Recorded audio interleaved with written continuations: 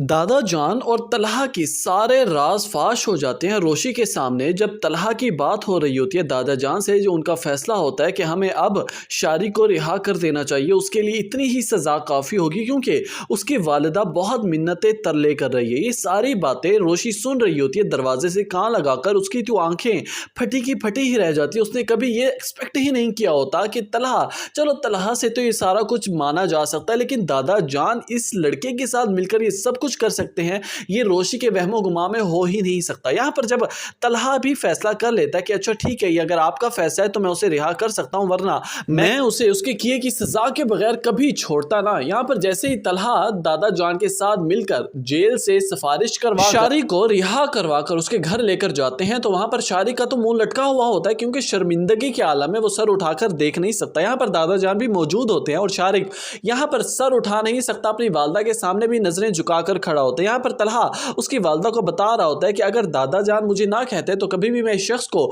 Jail से बाहर ना निकालता, क्योंकि जो इसने हरकत की है उसके इसकी सजा इसे जरूर मिलनी चाहिए थी। यहाँ पर उसकी वालदा शुक्रिया अदा करने लग जाएगी तलहा का, लेकिन तलहा का गुस्सा अभी भी शारिक पर कम नहीं हुआ। लेकिन असल इम्तिहान तो तलहा का तब शुरू होगा जब ये घर जाएगा। यहाँ पर तो ये शुक्रिया वगैरह सारा बटोल कर घर पहुंच जाता है। दादा जान भी अब थोड़ा सा रिलैक्स होते हैं क्योंकि उनके सर पर भी एक बोझ था कि एक जवान जहां लड़का उसकी वाह इतनी मिन्नतें कर रही है तो अब हमें उसे छोड़ देना चाहिए। लेकिन दूसरी तरफ जैसे ही तलहा घर जाएगा तो रोशी सारा कट्टा चट्टा खोल कर रख देगी, तलहा के सामने कहने लगेगी कि बड़ी अच्छी फिल्म चलाई थी आपने ना, अपने आप को हीरो साबित करने के लिए शादी के ऐन वक्त बारात के दिन ही शादी को गिरफ्तार करवा दिया ताकि आपकी शादी मुझसे हो सके और आप हीरो बन जाए सबके सामने। यहाँ पर तलहा अपनी सफाई में कुछ अल्फाज पेश करने ही जा रहा होता है कि रोशी सुनने का बिल्कुल मूड नहीं होता, सीधा इनकार कर देती है। कहने लगता है कि आज सिर्फ मैं बोलूंगी और आप चुप कर कर खामोशी से सुनेंगे, क्योंकि आपने मेरे साथ ज्यादती की है, मेरी जिंदगी के साथ खेला है। जब मैं आपसे शादी करना ही नहीं चाहती थी